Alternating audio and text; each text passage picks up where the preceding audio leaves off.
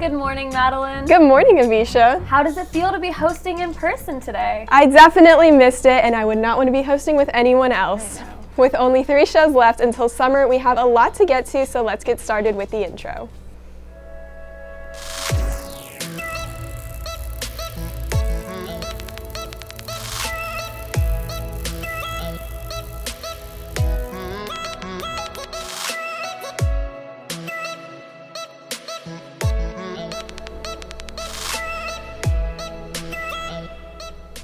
Congratulations to Liddy Scarrato for completing her Congressional Gold Medal.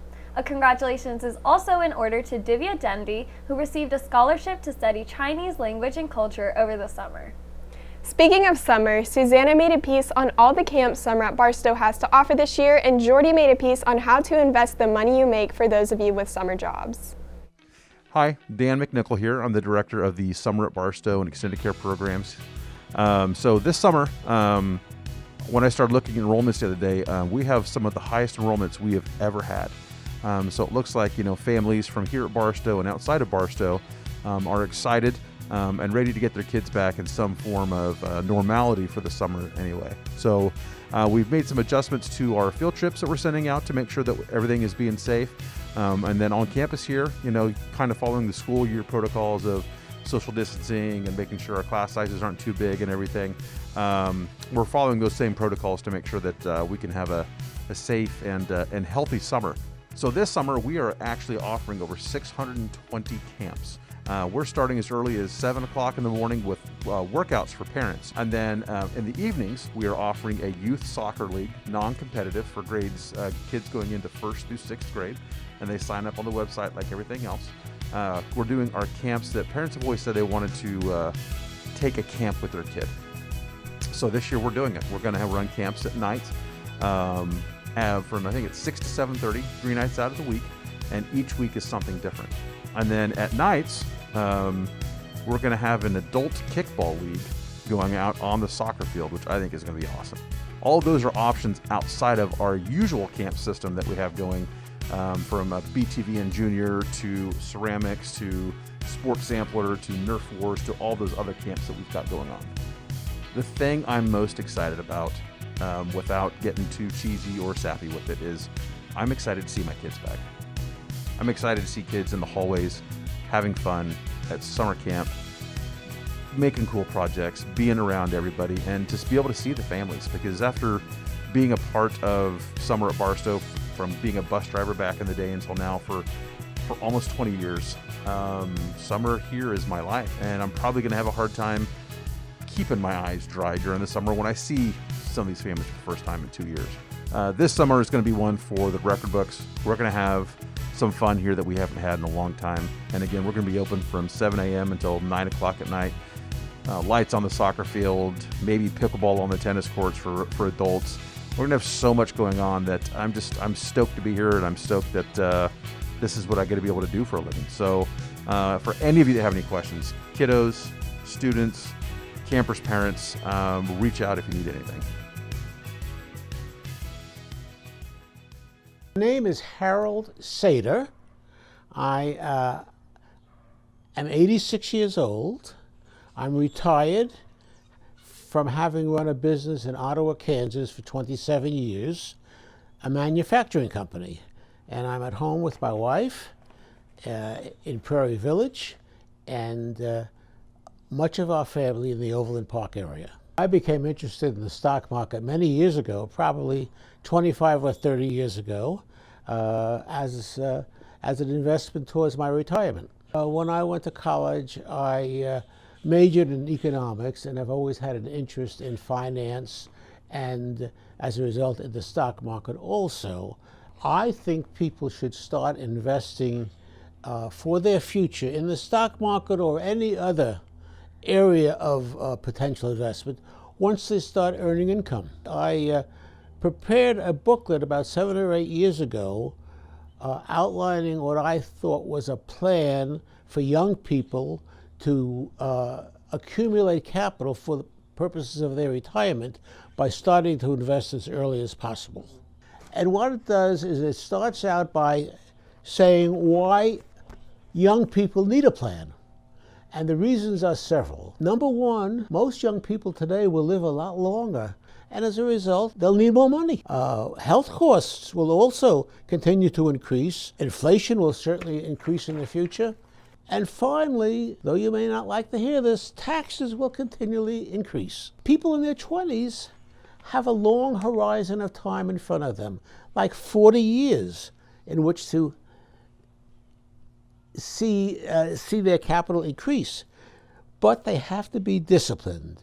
They have to commit themselves to a plan that will assure their success, because without that discipline, skipping this year, skipping that year, you cannot succeed. And the plan is invest 10% of your income. It could include parts supplied by if you have a 401k that provides 4% of your benefit, then you only have to put 6% in.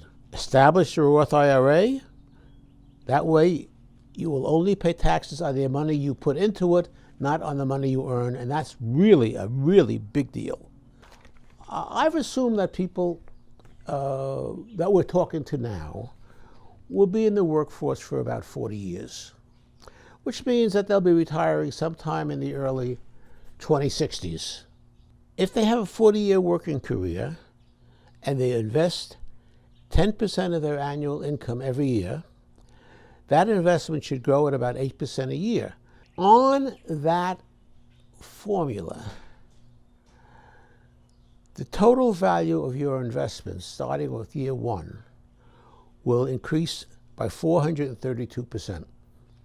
The total contributions will increase by 89%. So the rest of that is growth. And even at today's low minimum income rate, it was $7.25 an hour, at the end of 40 years, you'll have over $600,000.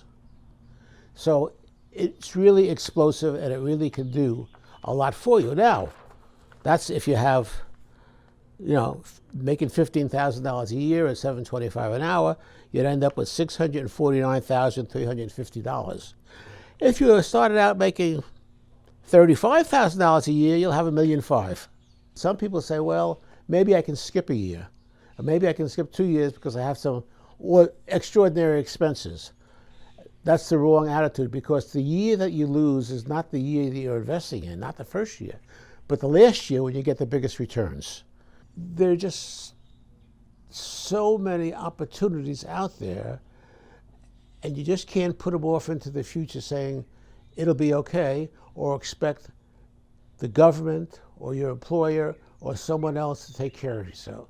You have to do it for yourself. Whatever help you get from others, great. That's gravy. You have to do it for yourself. Thank you, Jordy. As soon as I start making bank, I'll be sure to invest it. The girls soccer team beat Maranatha 6-1 last Friday, securing the third seed for districts. They play their final conference game tomorrow against KCC and begin districts this Saturday against Ewing Marion Kaufman High School. Baseball beat Northeast KC last Friday 21-3 and will play today and tomorrow before heading off into their first districts game against St. Michael's this Friday. Tennis also had huge success this weekend at Excelsior Springs Tournament. Dylan Markey and Sankeeth Ganhari became the first to receive a district medal their freshman year with their third place finish. Sunil Ryland and Richie King both made it to finals for their singles performance, securing them both a spot in the state sectionals match this weekend. Finally, George Colombo and Matthew Justice won the District 13 doubles title. Congrats, boys. Sixth grade night took place last Thursday, featuring the newly added Matt Gannett Investment and Involvement Award and the Mallory Helvitz Spirit of Creativity Award. Congratulations to all of the students who went above and beyond this year. Be sure to attend the award night for your designated grade to celebrate a year of achievements. Of course, so much of our success is thanks to the teachers who continue to push us and motivate us. Last week was Teacher Appreciation Week, and over 400 cards were written by students to thank their educators for all that they do. Thanks for watching. We'll leave you with a piece by Nora on the girls soccer team. I've been Maddie. And I've been Avisha. Have a great week, Barstow. Hi, I'm Quinn. I wrote a piece on Beeline about girls soccer, and I'm going to talk about it.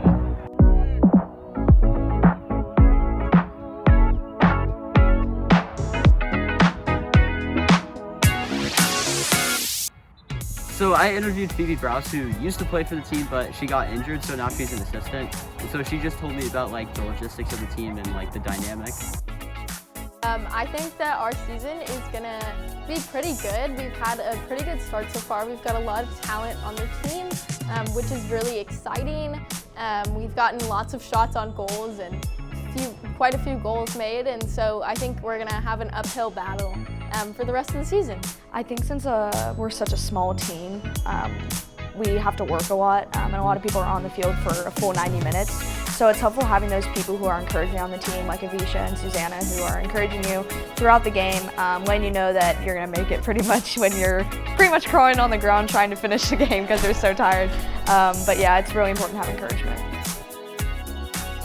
So what the policy is that if there's a game at Barstow, you can watch it whenever. But if it's at a different school, then there's specific policies and you'll have to research that before. Go check out my Beeline article. You can access it on the Barstow web. It's really good. You should go read it.